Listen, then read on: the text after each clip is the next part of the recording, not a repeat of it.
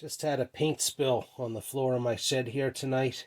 I'm going to have to do my shed this color now. So I'm going to take you around the side here and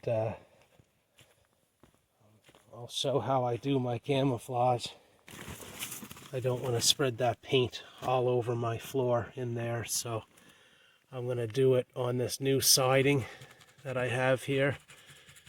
And I usually try to cross over some of the pieces so that you don't have any clean lines like this running here.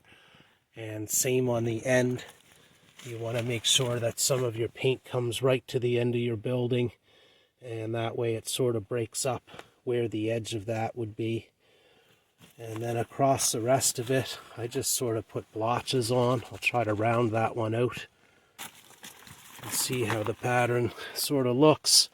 Sometimes we'll do like a swipe over a couple of them, and then other times just a blotch like that. But now I've got to go back and get more paint on my brush from the floor of the shed and keep walking a circle around the building here with it to try to get this done. And that's how it's looking so far.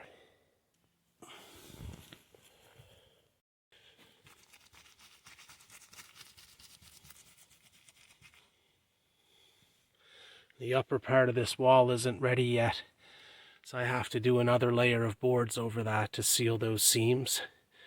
I should have just done board and batten at the start, but I thought I would seal this really cheaply with cedar half rounds. And lately I haven't been able to get any of those half rounds. People take them for kindling for their wood stoves, and so there hasn't been many of them at the mill locally here. And I tried to seal this with some leftover wood siding there that I had, and only got halfway up my wall, and then the top half I think I'll have to seal with board and batten over top of that, and then I'll have to blend this all and continue this crazy pattern going up the wall of my buildings. And I've got so much paint down there right now that I think I'll have to do a little bit more of this, like another wall of this shed. Next, I've been going with some brown spray paint. This stuff has a pretty good tint to it to mimic the natural colors. It's a leather brown, so it gets that sort of a reddish brown hue. But I bought some pretty cheap quality paint here, and it's not the greatest. You sort of have to apply it thick to get it to show very well. I'm just going to go around now and space it randomly with the green and add a little bit of dark, and then we'll add a third color after this.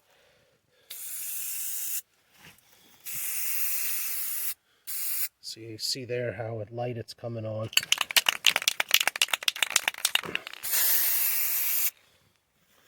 I like to cover over the eyes or the knots in the wood as well with the paint. We're trying to break up the eye's ability to see a pattern in any of this from a distance. And you want it to just show up as if it's the natural habitat in behind whatever somebody's looking at.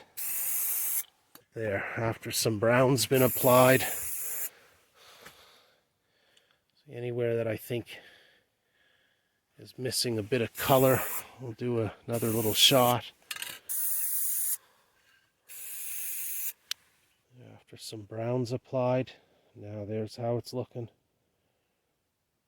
The plastic on this kind of gives it away that, you know, it's an eyesore out here in the woods for sure. No amount of camouflage is going to cover that. Lastly, on the camo, I've been using a bit of this sort of tan color, and especially going into winter season and snow. This should probably blend in a little bit better with those types of light colors. But I have so little of this left that I have to make sure I get this strapping done before I do the wall over there. This is more important tonight. This stuff is going on the roof. I changed out from regular strapping to this stuff here. Okay, here's how our back wall looks after brown and green on. Our third color, we're about to do this sort of tan color. And we'll put that on. We don't have much of it here, mind you. So I think we're going to run out momentarily. But we'll step back then and do a little video to see how this looks from a distance. Now really this would make for a 4-color pattern right now, because we've got our green, our leather brown, our tan, and the color of the boards themselves. And I think our paints are starting to break this up pretty good. We have a lot of brown and green in our woods around here until winter time hits. And we still have green from our evergreen trees. The spruce and fir and pine, they hold their needles all year round, so we always have green in our forest. But then we get a lot of snow, which lightens things up a lot, and the hardwoods lose their leaves and all they have are their gray or white trunks.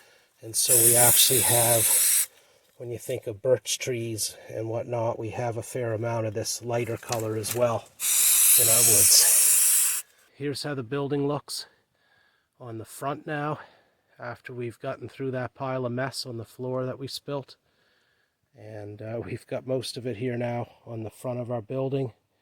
We're going to hit it with some brown next, and then we'll take a step back and see what it looks like from a distance, and we'll go around and take a look at the back as well. That's as far as I got with the paint that I spilt. So now this view gives you the natural foliage on the right, one panel of our wall that we didn't get finished on the right side of the building, and our camo paint on the other side. And I'm going to try to walk back through the trees here and see at what point that looks like it's going to disappear.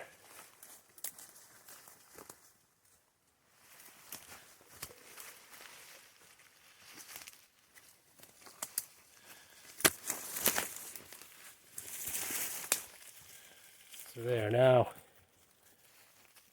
we're getting about 25 feet away, and you can see how the one side of the building that's not camouflage stands out, and the other side completely blends in behind any foliage. There you can see the ladder still on the right hand side. I've got a little bit of white on my door, but from about 30 feet away, you'd be hard pressed to see anything there at all.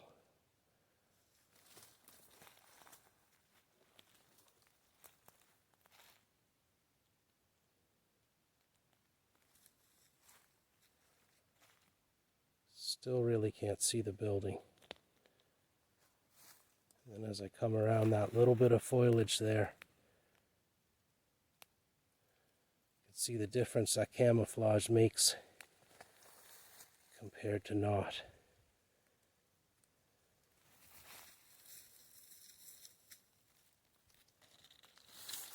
Cheers, thanks for watching. Like and subscribe, we greatly appreciate it.